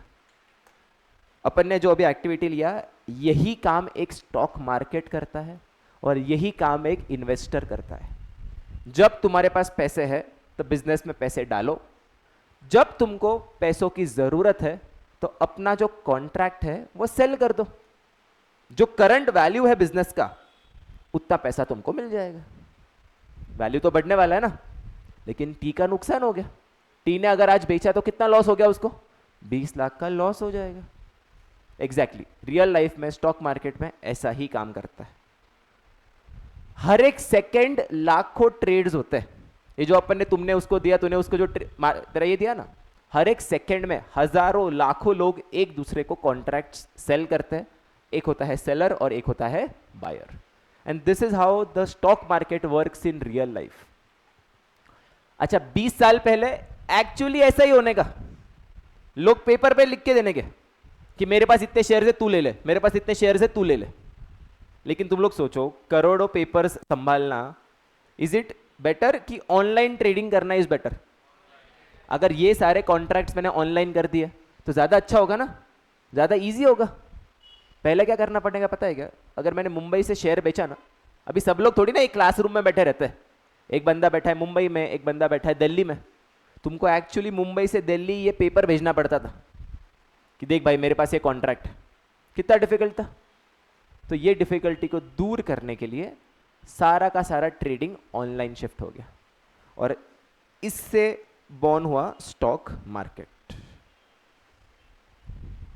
इंडिया में 2 बड़े स्टॉक एक्सचेंजेस है, एक है नेशनल स्टॉक एक्सचेंज और एक है बॉम्बे स्टॉक एक्सचेंज। ये जो एक्टिविटी अपन ने क्लासरूम में किया, छोटा सा एक्टिविटी, यही चीज ये लोग करते हैं but in real time and in online mode. Sir ठीक है, चलो आपने ये तो बता दिया कि ऐसा सब कुछ होता है। हमको कैसे मालूम पड़े कि कौन से कंपनी में पैसा इन्वेस्ट करना है, कौन से स्ट्रेंजर को पैसा देना है? कैसे हम लोग हमारा नॉलेज डेवलप करें? How do we develop our knowledge about trading? When do we start trading? How do we start trading? इसके लिए नॉलेज डेवलप करने के लिए तुम्हारे पास बहुत ही बढ़िया कोर्सेज है। पहला कोर्स है जो तुम लोग ग्रेजुएशन में या फिर पोस्ट ग्रेजुएशन के साथ कर सकते हो, और ये कोर्सेज किए जाते हैं बॉम्बे स्टॉक एक्सचेंज और नेशनल स्टॉक एक्सचेंज में। ये जो अपन ने स्टॉक एक्सचेंज की बिल्डिंग देखी ना, इसमें ही इनका कॉलेज। तुम्हारा 12th हो जाता है, तुम लोग सीधा इधर जा सकते हो और इनके कॉलेज में एडमिशन ले सकते हो। ये लोग तुमको सिखाएंगे ट्रेडिंग कैसे किया जाए। जो मैंने अभी एग्जांपल लिया, छोटा सा एग्जांपल है, 1% of what real trading actually is. तो ये तुमको पूरा नॉलेज मिलेगा when you join Bombay stock exchange and national stock exchange. Courses जो ये लोग ऑफर करते हैं that is bachelors in capital markets. 3 साल का कोर्स होता है यूजुअली, पूरा तुमको स्टार्ट टू एंड ये लोग ट्रेडिंग सिखाते हैं। Bachelors in banking and finance, BSc in finance, global financial markets professional. ये सारे 3 से 4 साल के कोर्सेज है। स्टार्ट टू एंड तुमको पूरा का पूरा बैचलर्स डिग्री भी मिलेगा और उसके साथ ट्रेडिंग कैसे करना है तुमको वो भी मिल जाएगा। इसमें काफ़ी इंटरेस्टिंग कोर्सेज है। अगर तुमको एक्चुअल में स्टॉक मार्केट सीखना है तो इसमें टाइम डालो, 3 साल इधर जाओ और स्टार्ट टू एंड पूरा सीख के आओ। कैसा है, यूट्यूब पे भी बहुत सारे वीडियोस अवेलेबल रहते हैं, बुक्स भी काफ़ी अवेलेबल है, लेकिन ना वो उसमें ऐसा स्ट्रक्चर्ड नॉलेज नहीं मिलता है। इधर गए तो तुमको स्ट्रक्चर्ड नॉलेज मिलेगा। अच्छा, इधर जो लोग आते हैं वो लोग भी तुम्हारे जैसे ही रहेंगे, जिनको स्टॉक मार्केट सीखना है, जिनको सीखना है ट्रेडिंग कैसे किया जाता है, तो तुम्हारा एक नेटवर्क बन जाएगा। सब लाइक माइंड्स के लोग रहेंगे, सबको सेम ही चीज करनी है, तो तुम्हारा नॉलेज शेयरिंग और ज्यादा बढ़ेगा ना। तो ऐसे इधर तुम लोग 12th के बाद डायरेक्टली ज्वाइन कर सकते हो। ठीक है, काफी अच्छे कोर्सेज है। और इसके साथ साथ तुम लोग एनएसई में भी ज्वाइन कर सकते हो। 2 कॉलेजेस है, एक है बीएससी एकेडमी और एक है एनएसई एकेडमी। उधर भी सेम अंडर ग्रेजुएशन कोर्सेज होते हैं, BCom in financial markets, capital markets, investments, BBA in financial markets, BSc in data science and financial technology. थोड़ा अगर तुमको कंप्यूटर्स में ज़्यादा इंटरेस्ट होगा, तुमको अगर थोड़ा टेक्नोलॉजी में ज़्यादा इंटरेस्ट होगा, तो ये लास्ट वाला कोर्स भी तुम्हारे काम का है। अच्छा सर, एक बार ये कोर्सेज कर लिए तो फिर क्या, उसके आगे क्या? उसके आगे तुम लोग करियर में जा सकते हो। सर क्या करियर कर सकते हैं इसमें? देखो, पहला और सबसे बड़ा करियर जो है, जो बहुत ज़्यादा अंडररेटेड करियर है, दैट इज पर्सनल ट्रेडिंग। कुछ मत करो, घर पे बैठो और खुद का ट्रेडिंग करो। वो जो तुमने राकेश झुंझुनवाला देखा ना, उन्होंने आज तक किधर भी जॉब नहीं की है, ना ही उन लोगों ने कुछ बिजनेस किया है। उन्होंने खाली एक ही चीज की है, खुद बैठे अपने घर पे अपने ऑफिस में और खुद से ट्रेडिंग किया। किसी और के लिए कभी काम नहीं किया, सिर्फ खुद से उन्होंने ट्रेडिंग किया।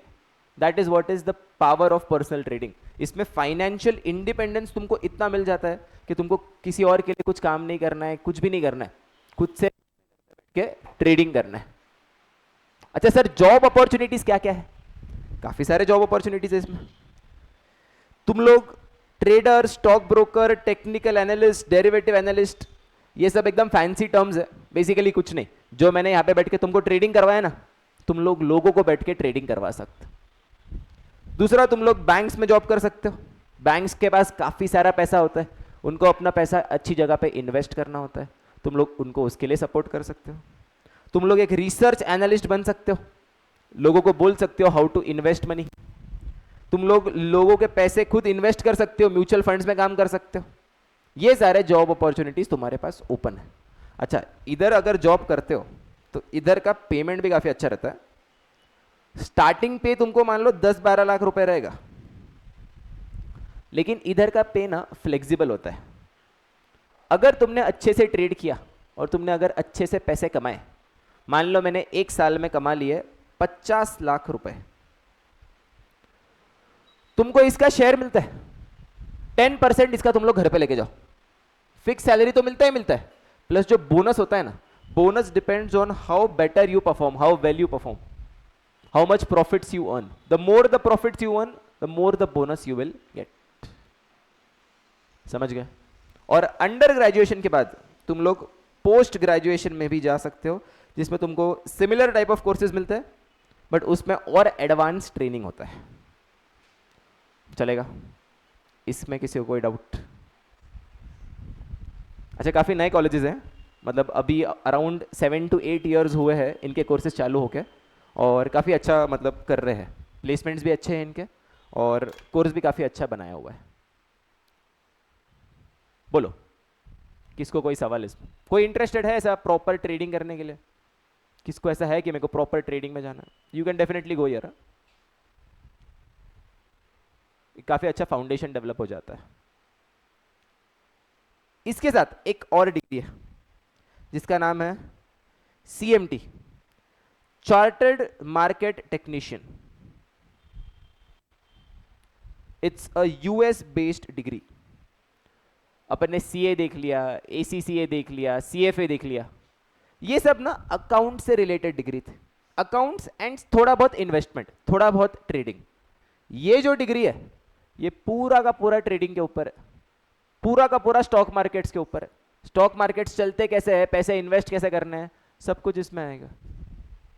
ये डिग्री है तुम्हारा 3 लेवल्स का।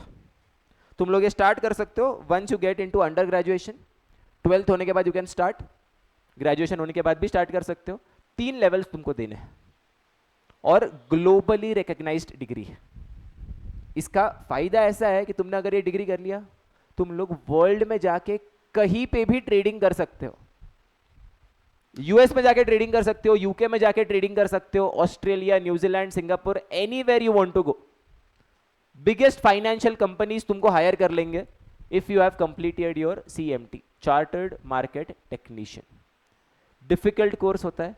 अच्छा, इसमें अपने नॉर्मल सब्जेक्ट्स नहीं होते, अकाउंट्स, मैथ्स, ये सब नहीं होता इसमें प्रॉपर ट्रेडिंग रिलेटेड सब्जेक्ट्स होते हैं कि ट्रेडिंग किया कैसे जाए। 3 लेवल्स। लेवल 1 थोड़ा इजी होता है, उसमें बेसिक्स ऑफ ट्रेडिंग्स होता है, बट आगे चल के इसमें काफ़ी ज़्यादा और डीप स्टडी होता है कि स्टॉक मार्केट्स काम कैसे करते हैं। प्लस इनके सिलेबस में इन लोगों ने अभी AI को भी इंटीग्रेट कर दिया है कि how can you use artificial intelligence to improve your trading skills, to improve your investment skills. अगर इसकी फीस की बात करूं, थोड़ा एक्सपेंसिव होता है, it will go around 4 to 5 lakhs 3 levels के लिए। कोई कॉलेज नहीं होता है, तुम लोग अपने हिसाब से एग्जाम दे सकते हो। साल में 2 बार एग्जाम होता है, 3 एग्जाम्स है, तो पकड़ के चलो 2 से 3 साल में ये कोर्स कंप्लीट हो जाता है। बट उसके बाद करियर अपॉर्चुनिटीज तो भर भर के इसमें अलग अलग जगहों पे जा सकते हो तुम लोग। ब्रोकरेज फर्म में जा सकते हो, कंपनीज में जा सकते हो, बैंक्स में जा सकते हो, anything you want to do. So students who are actually looking out for CFA should also look out for CMT if you are really interested into stock markets. Full form है इसका chartered market technician. चलेगा. ये दो main courses थे जो कि तुम्हारे पूरे लिस्ट को कवर करते. पहले दिन पे अपने 9-10 कोर्सेज देखे थे, कल तो हमने 2-3 देखे, और ये दो. This is what is your entire commerce going to be about. पूरा का पूरा कॉमर्स इसमें समअप होता है. ये लास्ट कोर्सेज थे और ये स्पेशली ट्रेडिंग से रिलेटेड कोर्सेज है. तुम लोग इस पे ध्यान दो थोड़ा. आगे चल के ये काफ़ी ज़्यादा इंटरेस्टिंग कोर्सेज है. आगे चल के इसका स्कोप भी बहुत ज़्यादा है, तो ध्यान देना इस पर. एक बार 2 महीने ज़रा इस पर रिसर्च करो. ये शीट तुम्हारे साथ शेयर हो जाएगा, रिसर्च करो एंड देखना. अगर इंटरेस्ट होगा तो इसको डेफिनेटली परस्यू कर सकते. अच्छा, CMT के लिए तुम लोग बाकी कोर्सेज भी कर सकते हो साथ में. ऐसा ज़रूरी नहीं है कि सब कुछ छोड़ के CMT में चले गए. नॉर्मल CA कर सकते हो, CFA कर सकते हो, BCom कर सकते हो, BBA कर सकते हो, और उसके साथ साइड बाय साइड क्या करने का, CMT. चलेगा सर. इसके अलावा और क्या कर सकते हैं? अच्छा, इसके अलावा तुम लोग बुक्स पढ़ो, ऑनलाइन वीडियोस देखो, पॉडकास्ट देखो. बहुत सारे online free short duration courses होते हैं. यूडेमी हो गया, मास्टर क्लास हो गया, कोर्स एरा हो गया. इन सब पे जाके एकदम 200-300 रुपए में काफ़ी सारे कोर्सेज होते हैं जिससे तुम लोग अपना वैल्यू एडिशन कर सकते हो. बट ऑब्वियसली उसमें कुछ सर्टिफिकेट नहीं मिलता है, उसके बेसिस पे जॉब नहीं मिलता है. जॉब चाहिए तो तुमको ये कोर्सेज करने पड़ेंगे. ये तुम्हारे खुद के लिए होता है, बुक्स, ऑनलाइन वीडियोस वगैरह वगैरह वगैरह. चलेगा. क्लियर है सबको? श्योर? ओके. कुछ डाउट किसी को तो पूछ लो. ठीक है, एक छोटा सा वाटर ब्रेक ले लो, पानी पी लो.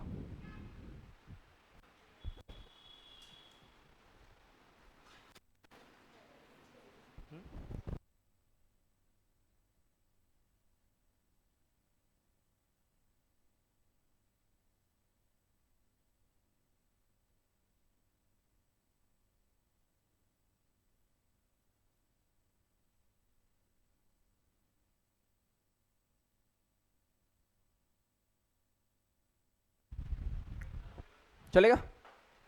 ठीक है, चलो थोड़ा स्टॉक मार्केट्स के बारे में और जानते हैं, थोड़ा और तुम्हारा वैल्यू एडिशन करते हैं. अच्छा, स्टॉक मार्केट्स के अलावा किसी ने क्रिप्टो का नाम सुना है क्या? सर ये क्रिप्टो क्या होता है? What is crypto? कभी किसने इन्वेस्ट किया? घर वालों के पैसे लेके मैंने अकाउंट बना दिया और इन्वेस्ट कर दिया, ऐसा कुछ किया किसने? तूने किया? कुछ पैसे बने कि नहीं बने? डूब गए? अच्छा, है अभी तक. Okay. So what crypto actually is. अच्छा, क्रिप्टो क्या होता है उसके लिए तुमको जानना पड़ेगा व्हाट इज ब्लॉकचेन.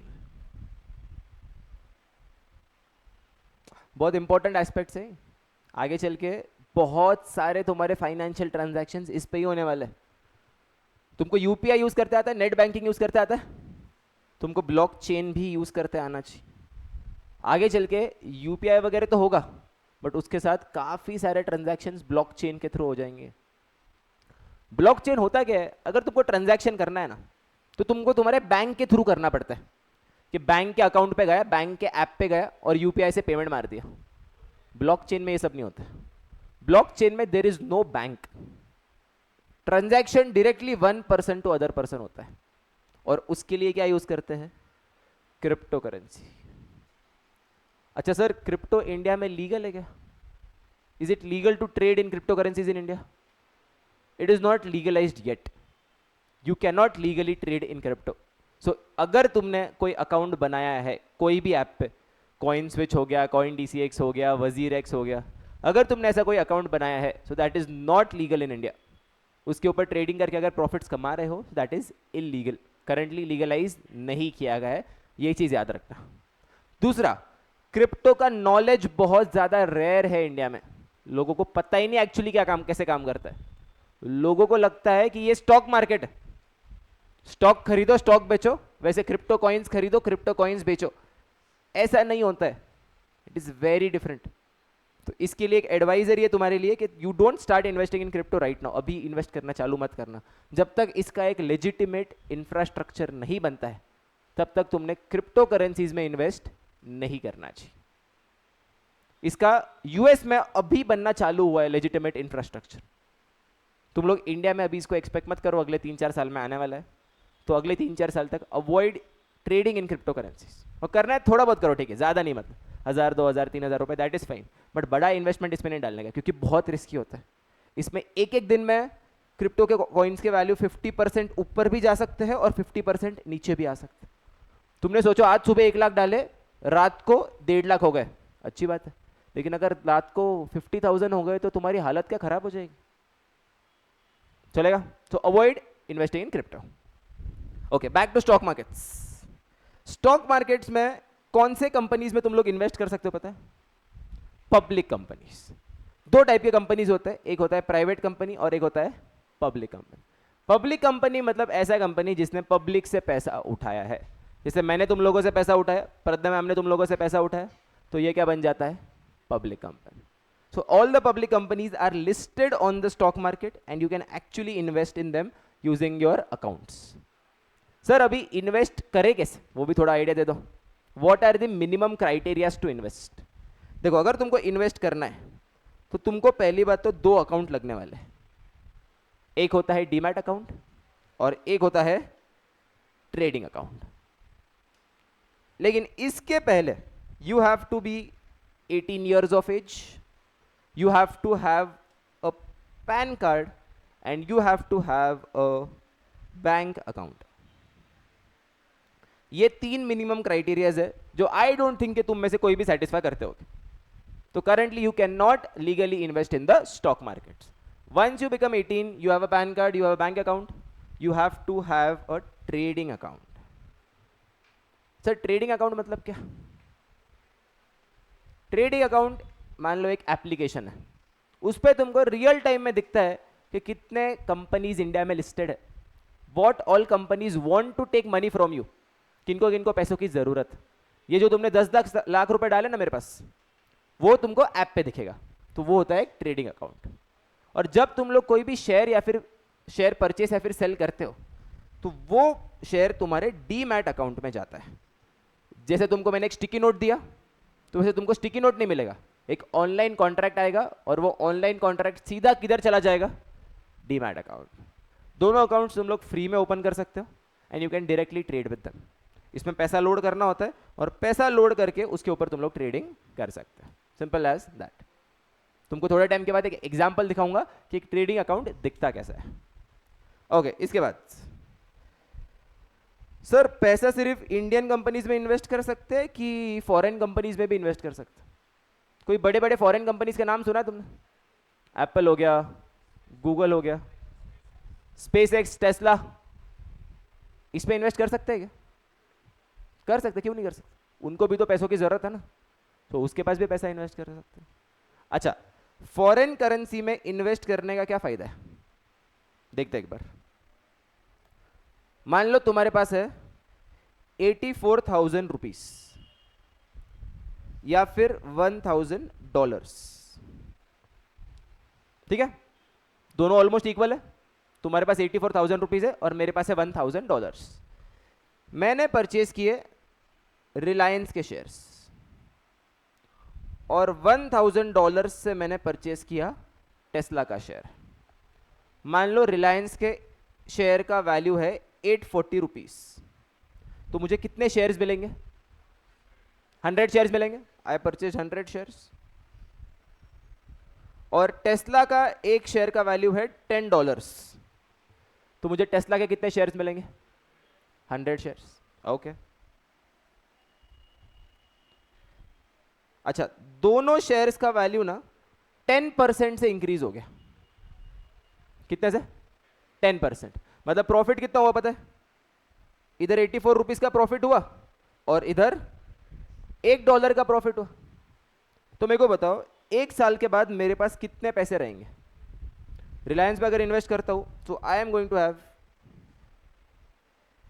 84,000 प्लस 10%, कितना हो गया ये?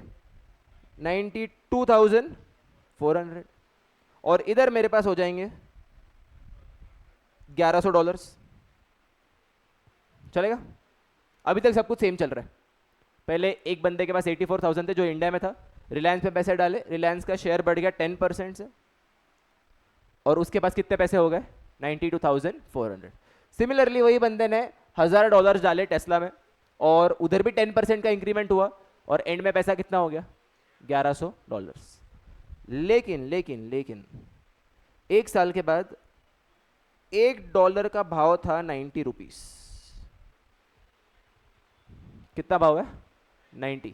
तो जब ये $1100 वो बंदा इंडिया में लेके आएगा तब उसके पास कितने पैसे आएंगे 90 इंटू 1100 करोगे तो हो जाएगा 99,000 रुपीस। सर दोनों ने स्टार्ट तो सेम किया था 84,000 या फिर $1,000, लेकिन एक साल के बाद क्या हो गया डॉलर का भाव जो पहले 84 रुपीस था वो बढ़ के कितना हो गया 90। प्रॉफिट सेम हुआ 10%, लेकिन पैसा लाते वक्त किसने ज्यादा पैसा कमाया जिसने यूएस स्टॉक मार्केट में इन्वेस्ट किया। सर इसका उल्टा भी हो सकता है क्या बिल्कुल हो सकता है। मान लो कि एक साल के बाद $1 का भाव हो गया 80 रुपीस, तब $1100 कितने हो जाएंगे 88,000 हो जाएगा।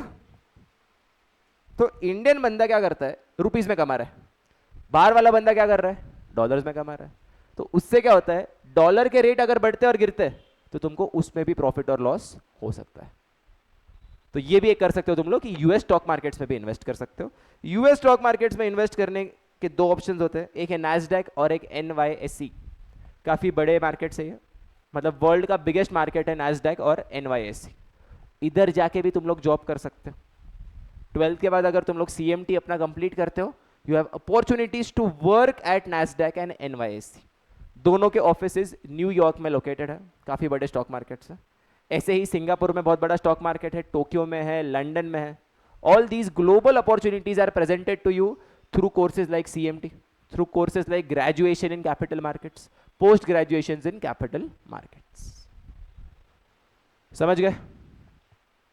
और एक एक्टिविटी करें, थोड़ा एक इंटरेस्टिंग एक्टिविटी करते हैं। चलो फिर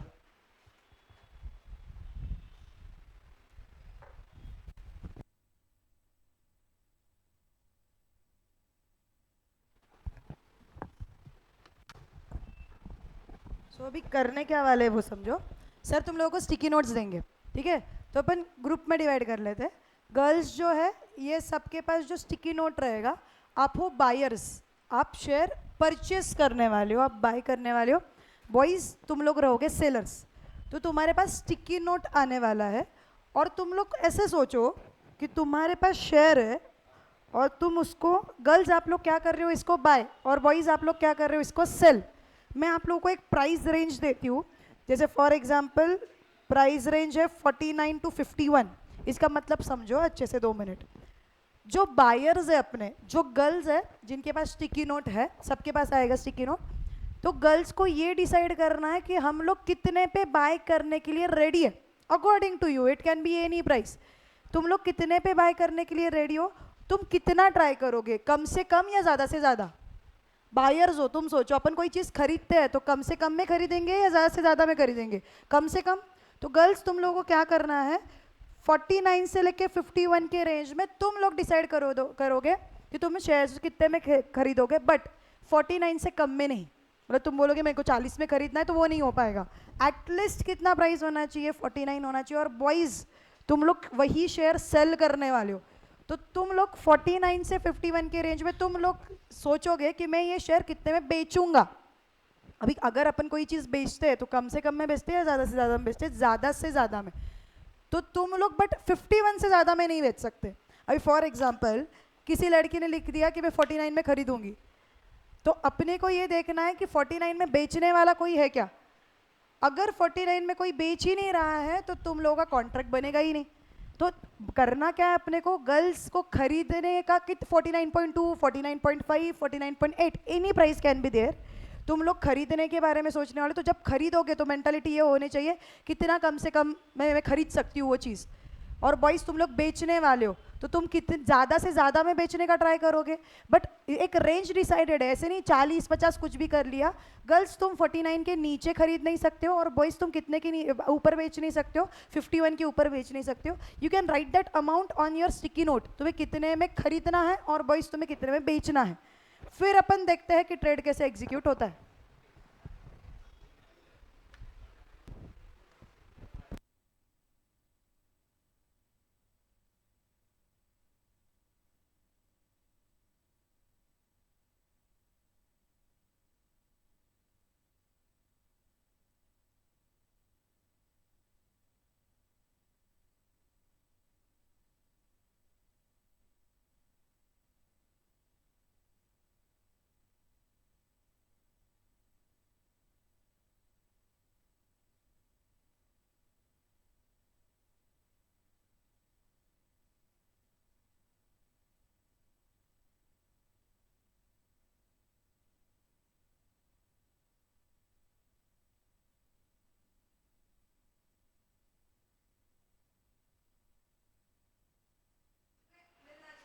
यहाँ पे अपन सिमुलेशन कर रहे हैं कि एक्चुअल में रियल लाइफ में ट्रेडिंग होता कैसे.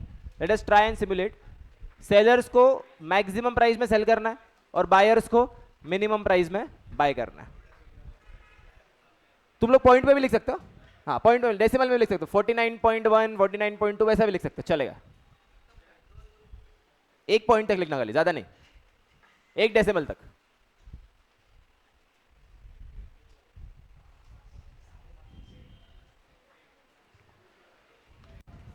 लिखा सबने? चलो देखते हैं 49 में कौन बाय करना चाहता है. 49 रुपीज में बाय कौन करना चाहता है? इधर गर्ल्स में कोई भी नहीं बाय करना चाहता 49 में. ठीक है. 49.1 में कौन बाय करना चाहता है? 0.2, 0.3, 49.4. अरे तुमको बार्गेन नहीं करना है क्या? 49.5, 49.5 में बाय करना है तुमको. ठीक है. सो 49.5 में वी हैव 1 2 एंड और कोई 3 buyers. Okay, 3 buyers want to buy in 49.5. Any sellers who want to sell in 49.5? लड़कों 49.5 की जरूरत किसको है? बोलो 49.5 में कोई है? अच्छा 49.5 से कम में कोई था क्या? 0.4, 0.1, 0.2, 0.3? कोई नहीं है. तुम लोग अपने सिक्की नोट्स फाड़ के फेंक दो. तुम्हारा ट्रेड एग्जीक्यूट नहीं हुआ, फाड़ देना. ठीक है. 49.6, 0.7, 0.8. 49.8 में काफी लोग हैं. 49.8 में है 3 लोग. सेलर्स में कोई है 49.8? 49.8 में कोई है? 49.8. किसको पैसों की जरूरत ही नहीं है. तुम लोग भी अपने फाड़ के फेंक दो, स्टिकी नोट्स फाड़ के फेंक दो. You don't have any trades here. Next 49.9. 49.9 में एक है. बताओ कोई सेल करना, तो सेल करना चाहते हैं? अरे परफेक्ट, तुम दोनों के बीच में ट्रेड एग्जीक्यूट हो गया है. 1 शेयर हैज बीन ट्रेडेड. तूने 49.9 में बाय किया, तूने 49.9 में सेल कर दिया. तो ये शेयर का करंट मार्केट प्राइस कितना हो गया पता है? 49.9. अगर मैं ऑनलाइन जाके चेक करता हूं ये जो शेयर है इसका प्राइस क्या दिखेगा? 49.9. अभी प्राइस थोड़ा कम हो गया है. अभी तुमको डील किस पे करना है? 49.9. तो अभी सब लोग क्या ट्राई करेंगे? इसके आसपास ट्रेड करने का. कुछ लोग 50 में करना चाहेंगे, कुछ लोग 50.1 में करना चाहेंगे. तो 50 पे कौन है बताओ? Anyone want to buy at 50? 3 people want to buy at 50. Any sellers at 50? There are 3 sellers at 50. Price execute हो गया है. 3 लोग इस पे बाय कर लेंगे और शेयर का भाव बढ़ के 49.9 से कितना हो गया पता है? अभी 50 हो जाएगा. समझ रहे? 50 के ऊपर कौन है? 51 पे कौन बाय करना चाहता है? 51. तो 51 पे बाय करना चाहती है और कोई सेल करना चाहता है 51 पे. 50.1 सॉरी 50.1. 50.1 पे तू करना चाहता है, 50.1 पे ट्रेड हो जाएगा और अगला प्राइस क्या हो जाएगा? 50.1. अच्छा वो पुराने वाले लोग 49.5 राइट. मान लो कोई लड़का उठ के आता है और बोलता है कि सर अभी मेरे को पैसों की जरूरत है, मेरे को कंपनी में भरोसा नहीं है. अपना राजवंश ये सेल करना चाहता है 49.5 में और तू वापस बाय करना चाहती है 49.5 में. तुम्हारा ट्रेड एग्जीक्यूट हो जाएगा और शेयर का प्राइस गिर के 50.1 से कितना हो जाएगा? 49.5. समझ रहा है कैसे काम करता है? इस तरह से रियल लाइफ में ट्रेडिंग एग्जीक्यूट किया जाता है. रियल टाइम बेसिस बायर्स अपना प्राइस कोट करते हैं, हमको इतने में बाय करना है. सेलर्स उनका प्राइस कोट करते हैं, हमको इतने में सेल करने का है. जैसे ही मैचिंग हो जाता है वो ट्रेड एग्जीक्यूट हो जाता है. मैचिंग नहीं हुआ तो ट्रेड एग्जीक्यूट नहीं होता है. अगर हायर प्राइस पे अगर बायर लोग ज्यादा पैसे देने को तैयार है, प्राइस बढ़ता जाएगा. अगर सेलर लोग बायर लोग अगर कम प्राइस देना चाहते हैं तो सेलर को भी थोड़ा कम एक्सपेक्ट करना पड़ेगा. That's how trading works in real life. जो तुमने अभी पेपर पे किया यही होता है तुम्हारे ट्रेडिंग अकाउंट्स में. तुमको एक एग्जांपल दिखाता हूं मैं, how actually a trading account looks like.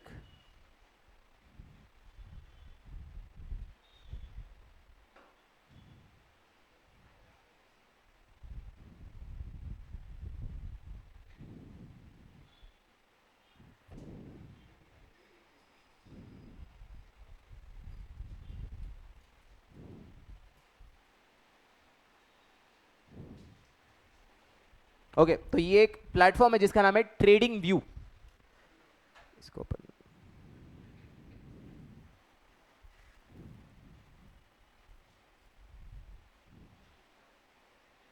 For example ये एप्पल का स्टॉक है।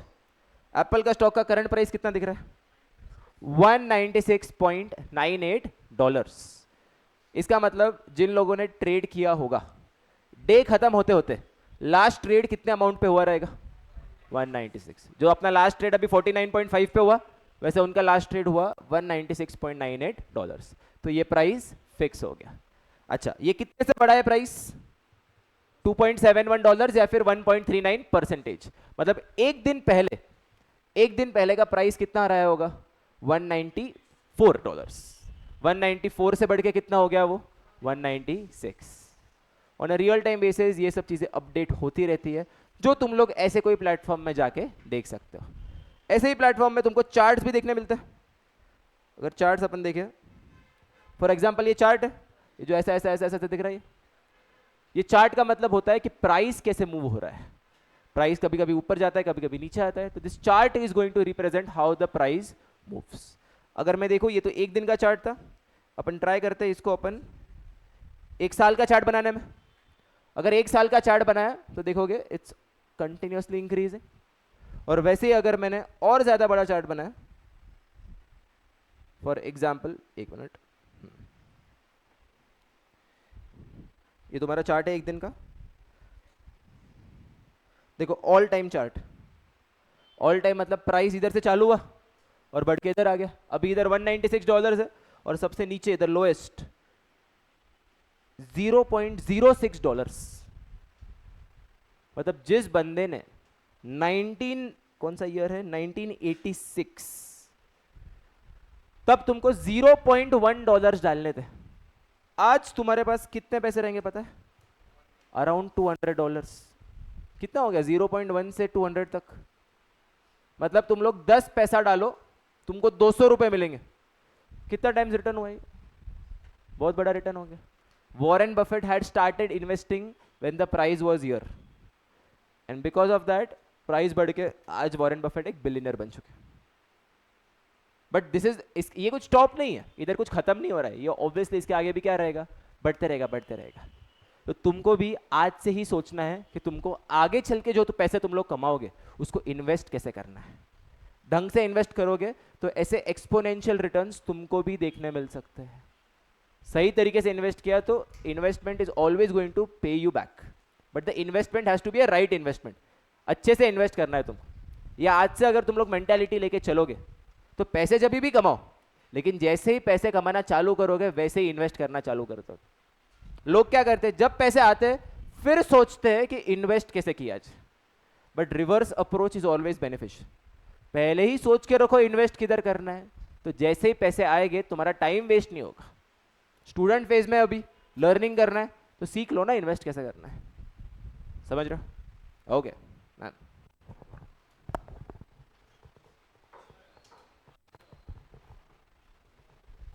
यस, तो बस एक यही टारगेट था आज का कि तुम लोगों को थोड़ा ओवरव्यू देना था कि व्हाट इज स्टॉक मार्केट। क्योंकि होता क्या है पता है क्या, जब अपने को चीज़ें पता नहीं होती है ना, तो अपने को ये ऐसे आधी अधूरी चीज़ें बहुत अट्रैक्ट करती है कि यार स्टॉक मार्केट है, इसने इतने कमा लिए।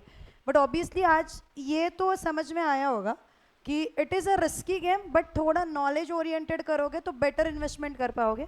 Now is not the time to invest obviously, but कभी ना कभी जाके, जैसे सर ने बोला कि जब पैसे कमाएंगे, जो लोग सीए में जाने वाले उनको इंटर्नशिप होती है, दैट इज आर्टिकलशिप। मतलब तुम ऐसे पकड़ो कि 12th के नेक्स्ट ईयर ही तुम लोग कमाना चालू करने वाले हो आर्टिकलशिप में। तो जब पैसे हाथ में आते हैं ना, तब प्रॉब्लम क्या होता है, ये चीज़ें पता नहीं रही ना, अपन खर्चे करते थे। मतलब बहुत बार स्टार्टिंग में हम लोग जब मुंबई में थे तब हमें आदत ही नहीं थी सेविंग की। तो ऐसे होता था कि 11-12 हज़ार रुपये महीने का हमें आर्टिकलशिप का स्टाइपेंड मिलता था, और स्टार्टिंग के दिनों में तो 11-12 हज़ार मतलब रहने का रेंट ही 11 हज़ार था। तो वो ख़त्म होके और घर से पैसे बुलवाने पड़ते थे। और मतलब मुंबई पुणे ऐसे सिटी में जाते हैं तो ऐसे होता है ना, वीकेंड पे बाहर निकल गए, खाने में खर्चे हो गया, शॉपिंग कर ली, इधर खर्चे निकल गए। तो अगर प्लान्ड वे नहीं होगा ना तो खर्चे ऐसे ही हो जाएंगे। तो बीइंग अ कॉमर्स स्टूडेंट ये बहुत बड़ी बात है।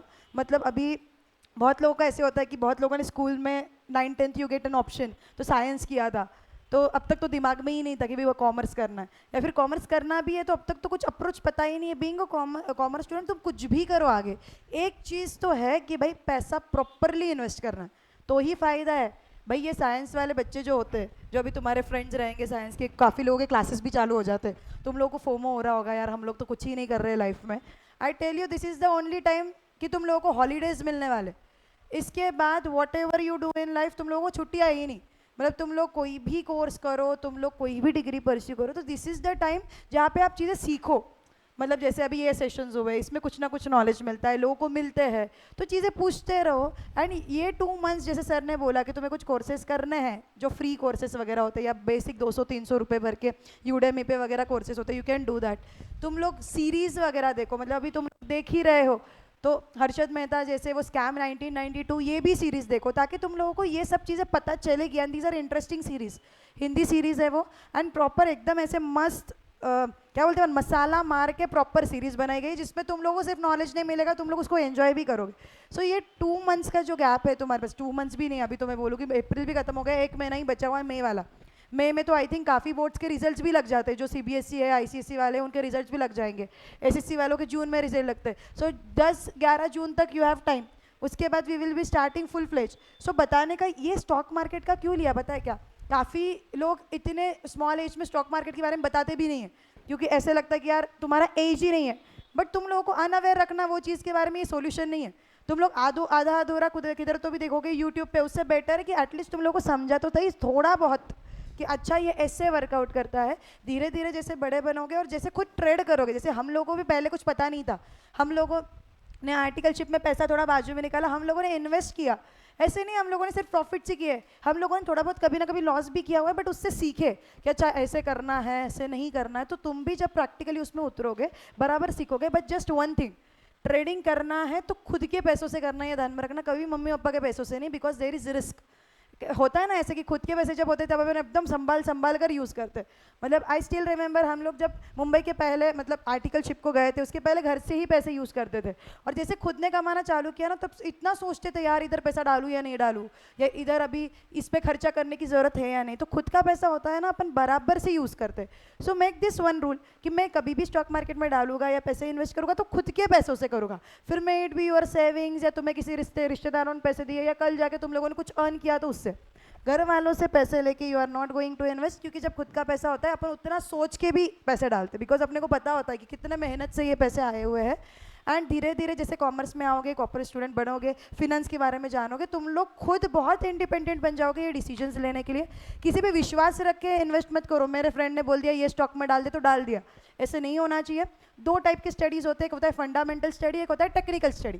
फंडामेंटल स्टडी का मतलब क्या है, वो कंपनी प्रॉफिट कर रही है नहीं कर रही है, वो कंपनी के अकाउंट्स देख के फिर सोचने का। और सर ने ये जो चार्ट्स दिखाया ना इसको कैंडल स्टडी बोला था, कैंडल्स दिखते हैं ऐसे, ग्रीन कैंडल्स ऊपर जा रहे हैं, रेड कैंडल्स मतलब नीचे जा रहे हैं। ये जो टेक्निकल स्टडी होता है ये भी लोग करते हैं और वैसे डिसीजंस लेते हैं धीरे। अभी जैसे जो लोगों को CFA भी करना है, CFA की जो लेवल 1 अभी मैंने दिया हुआ है, मकरन सर ने भी CFA लेवल 1 किया हुआ है, तो उसमें ये सब सिखाया हुआ है कि कैंडल स्टडी वगैरह कैसे किया जाता है, इसके अलग अलग पैटर्न्स होते हैं।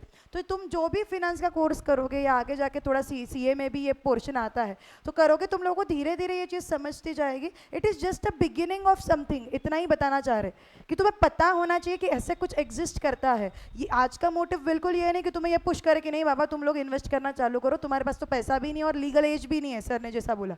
बस पता रहे, एक आइडिया रहे कि भाई कल जाके पैसा कमाएंगे तो अपन ये इन्वेस्ट करना चालू करेंगे। दैट वॉज द ओनली मोटो। बस तुम लोगों को एक बेसिक सा कॉन्सेप्ट बता दिया, प्लस एडिशनली मतलब मैं तुम्हें बोलूँ ना, सर ने ये जो कोर्सेज तुम्हें बताया ये नासिक के वेरी फ्यू पीपल नो कि ऐसे कुछ एग्जिस्ट भी करता है। जैसे तुम लोग जब 10th के बाद हंट करने निकले होगे, तुम्हें CA बताया होगा, तुम्हें CS बताया होगा, तुम्हें MBA बताया होगा, जा जाके मैक्सिमम CFA SCCA CPA बताया होगा, या आज जो CMT पता चला है या ये जो NSC BSc की कोर्सेज पता चले, मैं बोलती हूँ बहुत कम लोगों को पता है कि ये ऐसे होता है कुछ। सो आज तुम्हें ये पता चला कि भाई कुछ होता है, तो कल जाके अगर इंटरेस्ट डेवलप हो गया तो यू कैन थिंक। एंड अभी जो टाइम है ना 1 महीना, इसमें बस क्या करो बताए, क्या हंटिंग करो, क्या क्या है। कॉमर्स का सबसे बेस्ट पार्ट क्या है बताए, क्या अभी डिसाइड नहीं करना कि क्या करना है। जैसे साइंस में अभी जाके नीट करना है तो नीट के क्लास में बैठो, JEE करना है तो JEE के क्लास में बैठो, whatever you have to do decide करके लोगों ने क्लास भी चालू कर दी है। बट कॉमर्स का बेस्ट पार्ट क्या है, तुम लोगों को तुरंत डिसाइड करना ही नहीं है। इतना भी डिसाइड हो गया ना हमें कॉमर्स करना है, मोर देन सफिशिएंट। तुम लोगों को 6-8 महीने मिलेंगे, तब तक तुम खुद इतने क्लियर हो जाते हो ना, मतलब हर बैच में हम लोग ये एक्सपीरियंस करते हैं। दिस इज द फेज जब तुम कंफ्यूज रहते हो, यार स्टॉक मार्केट भी अट्रैक्टिव लग रहा है बट मेरे को फिर बाहर भी जा रहा है, फिर यूएसए करूँ, सीपीए करूँ, बट अगर इंडिया में रह गया तो फिर सीए को वैल्यू ज़्यादा है। इतना ध्यान में लो, घाई करो मत। तुम्हें 10 लोग 10 चीज़ें सिखाएंगे, फिर हम रहो, तुम्हारे पेरेंट्स रहो, तुम्हारे रिलेटिव्स रहो, बहुत बाहर वाले लोग भी बोलते हैं देखा सीए करना है क्या, बहुत डिफिकल्ट है। या फिर जिसको अच्छे परसेंटेज होते, जैसे 10th में आई स्कोर 98%, तो 98% आने के बाद लोग तो बोल रहे थे भाई क्या कॉमर्स में जा रही, साइंस में जा। ऐसे वाले भी लोग होते हैं। यू आइडेंटिफाई योर इंटरेस्ट, और तुरंत आज के आज बैठ के आइडेंटिफाई करना है not necessary.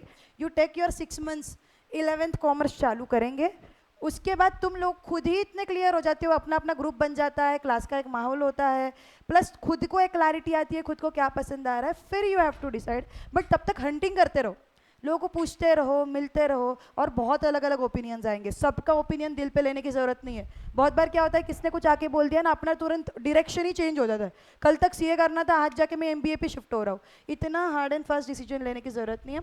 You take your time, शांति से सोचो, लोगों को जस्ट मिलो, अभी फ्रीली बात करो, कौन क्या काम कर रहा है, कहाँ पे अपॉर्चुनिटीज़ है। ओवर द पीरियड तुम लोग ही तुम्हारे क्लियर हो जाओगे।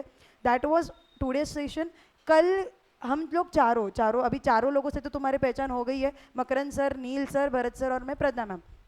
चारों लोग tomorrow we are going to discuss about how we are going to proceed here onwards. मतलब 11th में कैसे रहेगा, क्या करेंगे, या कॉमर्स के सब्जेक्ट्स क्या होते हैं। अभी तुम्हारे अपॉर्चुनिटी सब देख लिए, मतलब क्या क्या कर सकते हो, बट यार 11th कॉमर्स कैसे रन करता है, या फिर चालू करने के बाद how we will work it out in impact, क्या क्या करते हैं, कैसे कैसे एक्टिविटीज़ करते हैं। तो tomorrow will be more about कि 11th कैसे रन होने वाला है, क्या सब्जेक्ट्स होते हैं, सब्जेक्ट के थोड़े ओवरव्यूज़ हो गया, फिर अपन 11th में एट इम्पैक्ट क्या क्या चीज़ें करवाते हैं, इसका एक ओवरव्यू मिलेगा। That's it for today. आज हमारे साइड से इतना ही था। कुछ तुम्हारे डाउट्स है तो you can ask doubts and you are free to give go. Thank you so much.